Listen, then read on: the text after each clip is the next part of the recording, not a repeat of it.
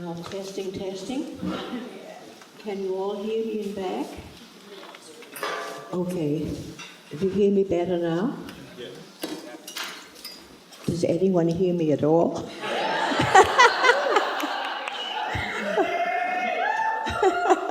You're going to have to forgive me for reading my talk.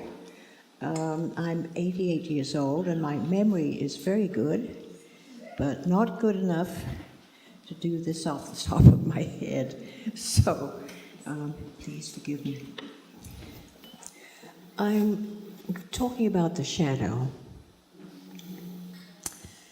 You can divide people who explore their consciousness with visionary plants and psychedelic drugs into two groups. Those who use the materials to have fun and relax, and those who take them as a part of their spiritual path to examine and understand themselves. Most people, to tell the truth, do both.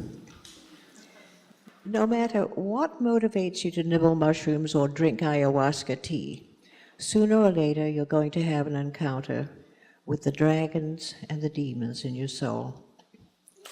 The Buddhists teach that when your body has died, your soul will meet what they call the guardians at the gate, and that what you must do is not run away or try to escape them, but look them in the face and acknowledge them as aspects of yourself. So what is the shadow? C.G. Jung first used the term shadow for what most people think of in a vague sort of way as the dark side. The trap here is that when the average citizen thinks dark side, he believes it means ultimate evil, something or some quality or aspect of life which everyone would instantly recognize as bad, wrong, the enemy. There is actually no such thing. The shadow is composed of all the qualities, all the feelings, all the thoughts and urges that you as an individual have come to believe, usually because you've been taught, are unacceptable, shameful, dirty, wicked, monstrous, nasty, and foul-smelling, so to speak. If this sounds like a classic description of the devil, it is not accidental. The shadow is all the things you don't want to be consciously, and it's all the things you're terrified you might be unconsciously. How does the shadow develop? By something that happens during the process of socializing, which every child has to undergo in order to become an accepted member of his family and eventually his tribe and his community. The child has to be taught not to hit somebody when he's angry, not to scream at the top of his lungs when he wants something he can't have, and not to grab his sibling's toy just because he feels like it. During this time of being instructed in the ways of his society, he gradually develops two images of himself. The preferred image, the picture of little Johnny as the boy who is loved, liked, and approved of, and the bad boy Johnny, the one whom everyone dislikes and gets angry at and doesn't want to play with. Everyone has a different degree and strength of shadow. A child brought up by wise and loving parents will have far less of a resident monster than a child brought up by hostile and punishing parents. The first law of childhood is survive. The survivor aspect of any human being is devoted to one thing and one thing only, his own physical and mental survival. The mental part includes his emotions. I believe we are all born with a resident survivor. A child who's taken care of physically, but who is rejected and bruised verbally and emotionally, is at risk just as much as if he were being starved and exposed to the elements without adequate protection.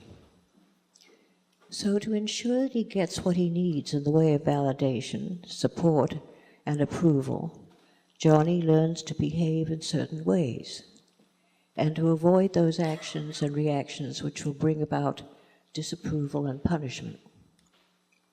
In the ideal family, the parents show disapproval of the things little Johnny does, from sticking his finger in the electric outlet to pulling the tail of the family cat.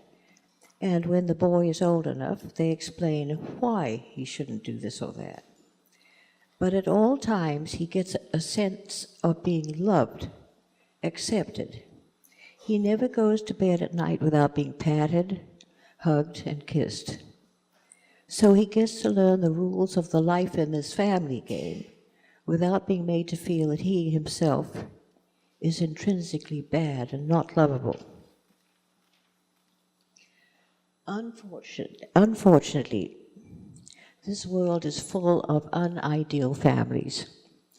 Not only do they punish actions, they condemn the child himself for wanting to act in an unacceptable way. The parent often says not just, "That's a bad thing to do, stop it," but also, "You're a bad boy. Only bad little boys hit their sisters. Only bad boys touch themselves down there." This is the beginning of the shadow. The child is continually told that his instinctual urges and desires are proof of his innate wrongness. So natural, normal emotions and desires, as well as thoughts and imaginings, are pushed down, denied. They are relegated to the dark basement of the house of self. The conscious mind allies itself with goodness as defined by the parents and later the community. Whatever aspects of his thoughts and feelings have been condemned become a hidden presence in the depths of his unconscious, where they grow and gain power in the room at the bottom of the stairs.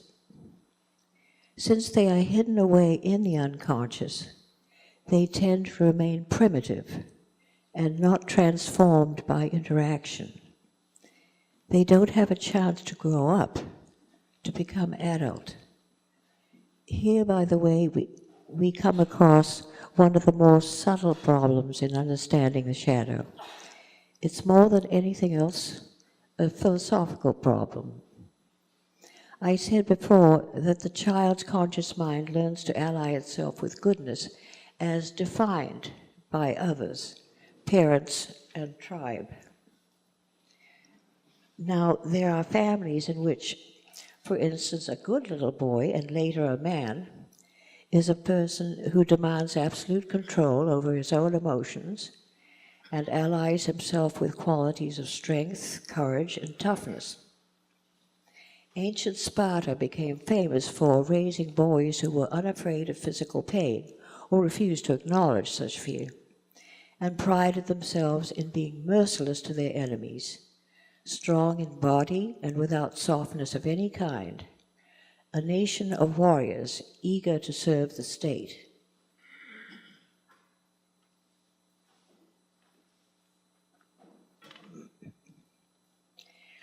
In such a case, of course, the shadow is all feelings of empathy, kindness, gentleness, and that most dangerous weakener, love. In a warrior nation like Sparta, the softness and all the emotions that threaten to undo one's strength and self-control and one's ability to gain and keep power, all those shadow qualities are usually projected onto the women of the tribe. And of course, in such countries, as in certain religions, women are regarded as the enemy, the tempters, the unwitting tools of the devil. The point I want to make here is that every individual shadow is different.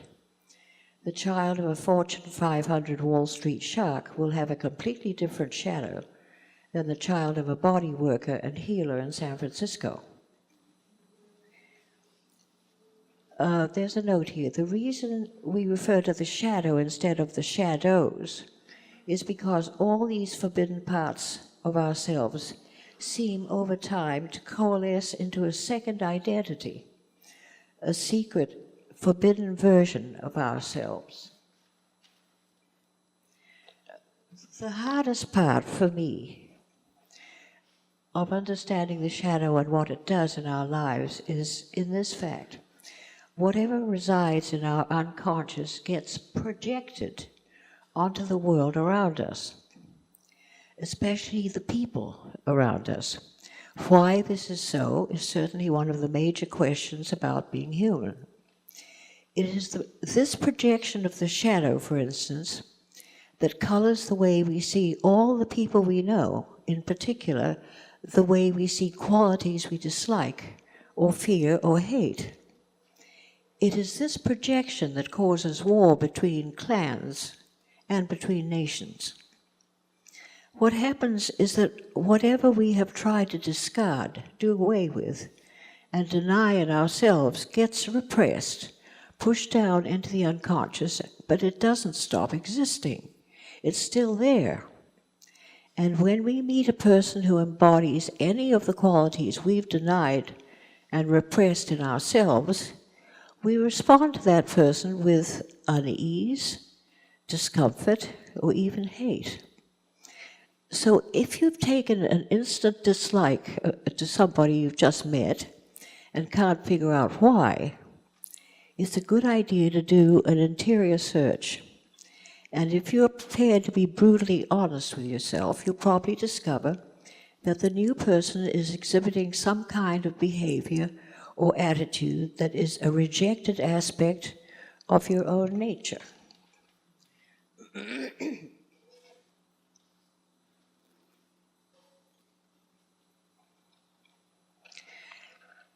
It is understood by any professional psychologist that a man who can't stand homosexuals, who feels real rage whenever he comes across a gay man in particular, is either unconsciously homosexual or unconsciously terrified that he is homosexual.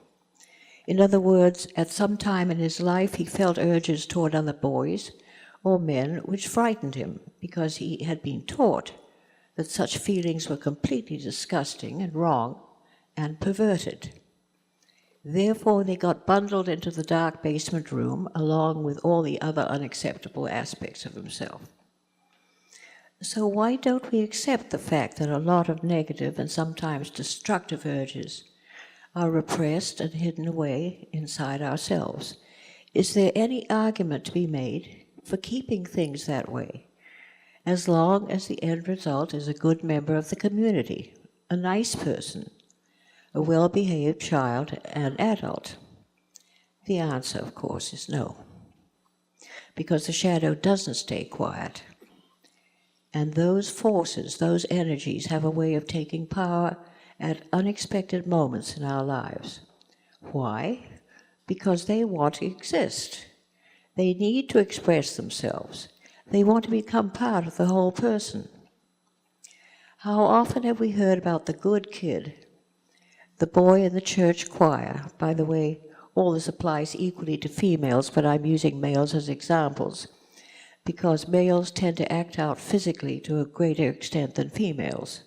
So their shadow eruptions have, for the most part, more impact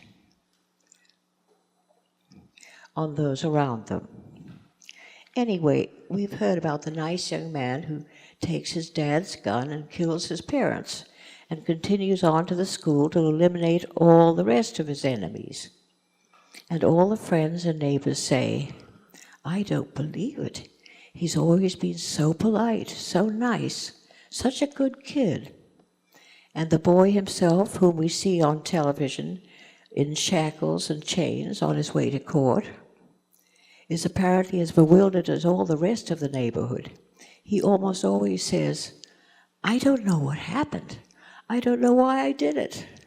It's like somebody else was inside me. It wasn't me. I'm so sorry. I don't know why it happened. I don't know." And he doesn't. And the other well-known one, the sweet, good-natured guy whom everyone loves until he has a few drinks and turns into a monster. Alcohol allows the door of that dark basement room to crack open more easily. But it isn't the alcohol that's the problem. The problem is in the unconsciousness, the repression and denial of certain aspects of his own nature.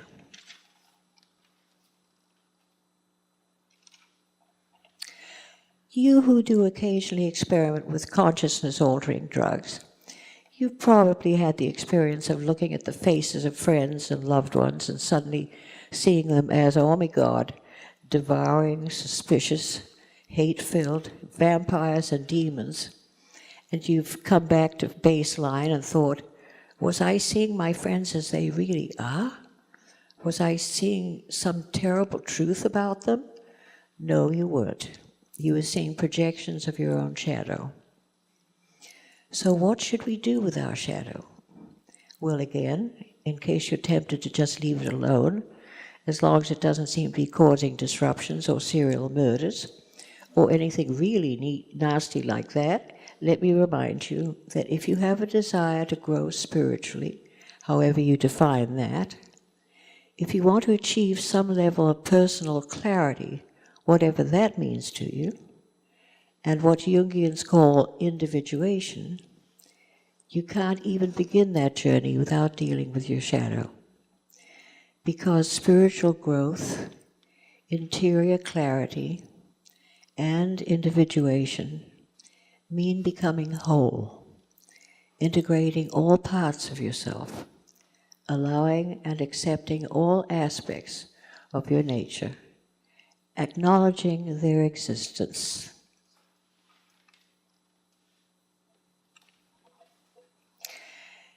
And learning to do so without negative judgment. The rule, love yourself, means love and acknowledge and say, yes, you are what you are and I don't deny you, to all the occupants of all the rooms in the house of yourself. Dealing with your shadow can be done bit by bit, or it can be done by working intensively with a therapist or spiritual guide, or both. You can use psychedelics or hypnotherapy or dream work, or all of them together, or none of them. But I don't personally see how you can avoid looking at your dreams sooner or later, because they are the most direct, uncensored communication with all parts of your unconscious, including the shadow, and also your God self, your angels. After all, you are composed of light as well as dark, and your unconscious contains everything that isn't conscious, love and bliss along with demons and monsters.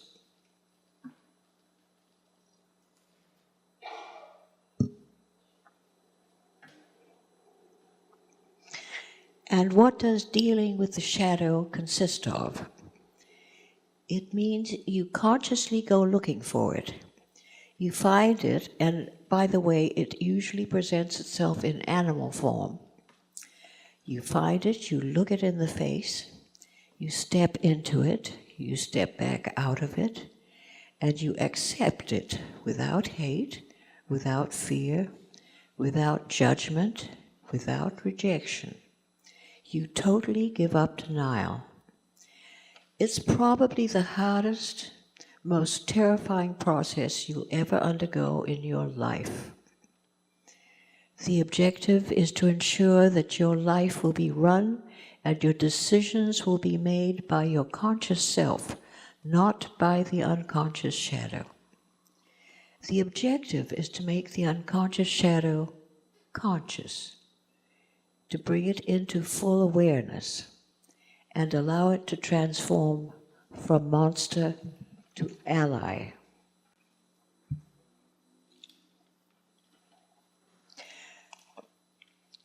When I said you can do work with your shadow bit by bit, I meant that. Once you've decided to commit yourself to becoming aware of your shadow, you can try to exercise insight in day-to-day situations ordinary situations which present themselves as somehow uncomfortable or conflicted. You simply have to keep in mind rule number 1, which is, no matter what you find inside yourself, accept it. Don't push it away. Don't shut the door on it and say, no, that can't be part of me. I'm not like that. Be ready to say instead, okay, I'm human. I'm capable of anything that is human, good, bad, or indifferent. Keep in mind Oscar Wilde's words, nothing human is alien to me. You'll have to learn to lay aside your habitual dislikes and disapprovals. You'll have to give up disgust and rejection. You'll have to start practicing acceptance, saying, for instance, I don't like selfishness, but humans are often selfish and I'm capable of being so. I'm capable of being selfish and I'm ready to accept that. And so on through all the qualities you dislike most and have spent your adult life trying not to be. In actuality, what you've spent your life doing is denying and repressing any awareness of certain feelings, impulses, and urges that you've been taught are wrong. To become whole, or to begin to try to become whole, you have to start allowing yourself to be a human being like all other human beings, in potential. If you are human, you have the potential for killing, for laziness, for cruelty, for cowardice, as well as for loyalty, love, empathy, and kindness.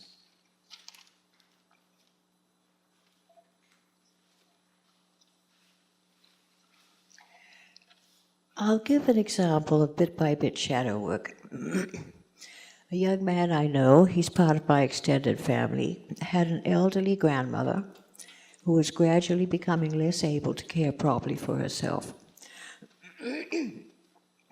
She had been fiercely independent all her life, and it became clear that she was going to need occasional help from members of her family. The young man, whose name was Theo, was her only grandchild.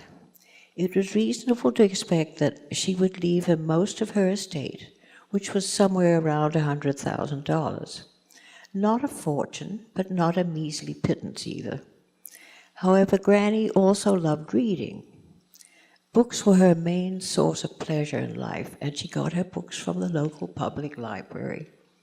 So there was a very real possibility that she might have leave her savings to the library. One day, Theo and I were discussing his grandmother's needs and how often each of us might go over to her apartment to help her with various things like shopping, fixing a broken lamp, this and that. And I said jokingly, after all, Theo, you want to make sure she doesn't forget about you when she makes out her will, right? Not my exact words, but that was the general idea. Theo reacted very strongly, and it was clear that he'd been thinking about this and was feeling very uncomfortable. He said, you know, I really don't know what to do. I want to help her, and I'm willing to go over there as often as I can get away from work. But I don't want to visit her with the idea of getting her to leave me her money. And I don't want her to think I'm hanging around for that reason either. I sat down with him and said, look, Theo, there's a way to deal with this. Realize that there are two things going on inside you at the same time. You love Granny, and you really want to help. And there's also a perfectly natural, normal desire to inherit from her. One doesn't cancel out the other. Those two kinds of thinking and feeling exist in all of us. The only wrong thing would be to fool yourself into believing that you never thought about the money at all. Of course, there's some little part of you that wants the money, but whatever you do for her is mainly motivated by love and concern. You know that, and I know that, and she'll know that.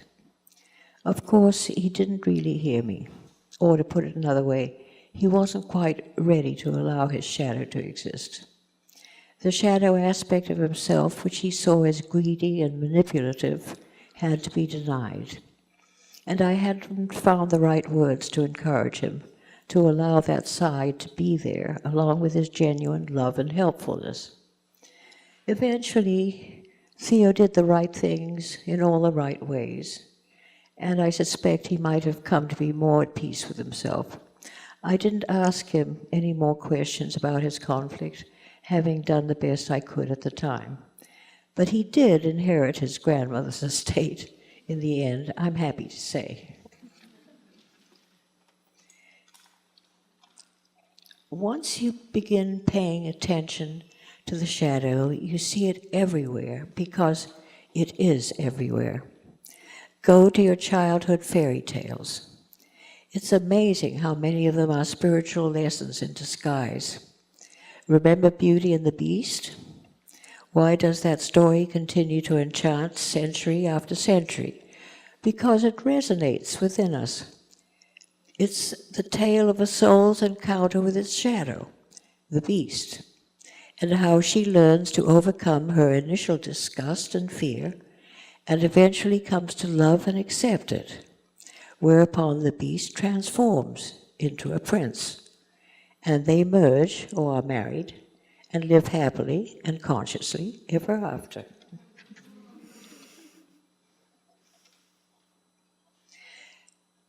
If a person embarks on a spiritual path of any kind, sooner or later, he will have to deal with his shadow. Eventually, he has to seek it out, look at it, and acknowledge its existence.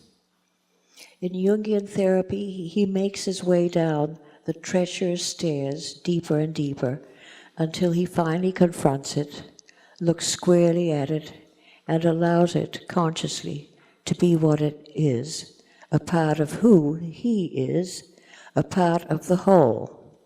Then work continues on understanding its origins and integrating it into his life in a way that is useful instead of destructive.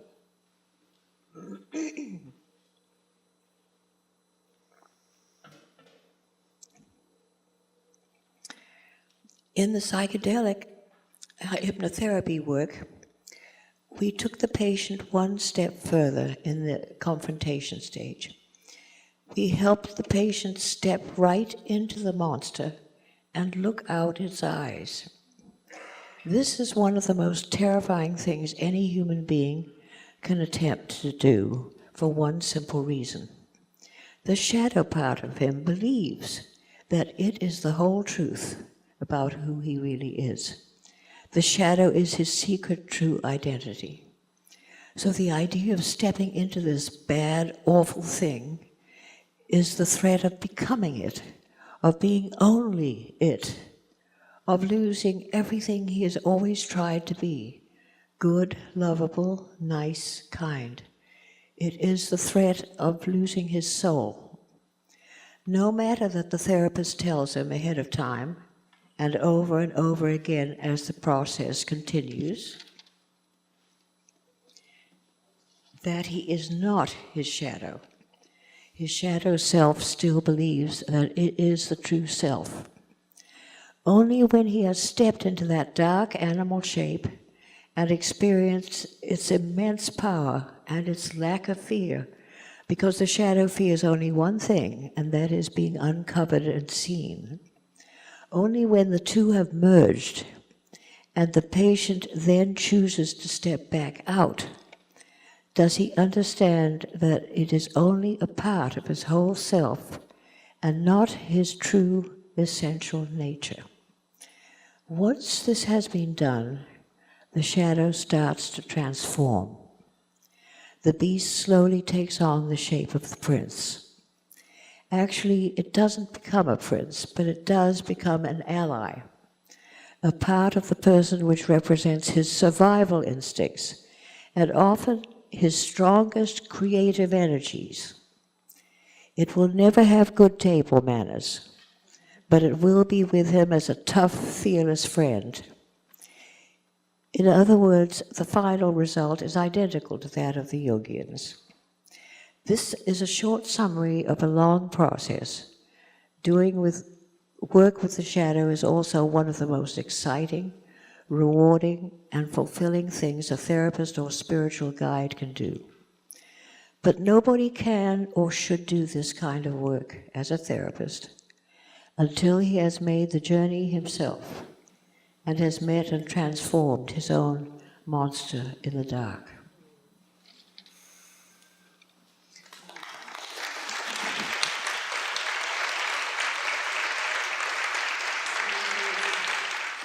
Many of us here, I think, are here because we're healers, and I very much see that in you.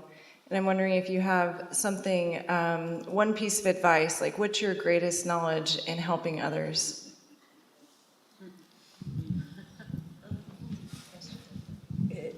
It's what I said before in the paper. Do your own work on yourself.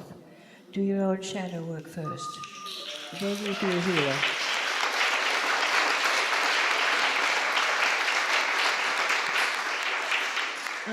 You can't do this work. You certainly shouldn't try if you haven't done the work on your own shadow. It could be very harmful to the patient because you have to know the territory. And when you ask him to trust you in what you say, you need to mean it. And he can't trust what you say if you don't know what he's going through yourself.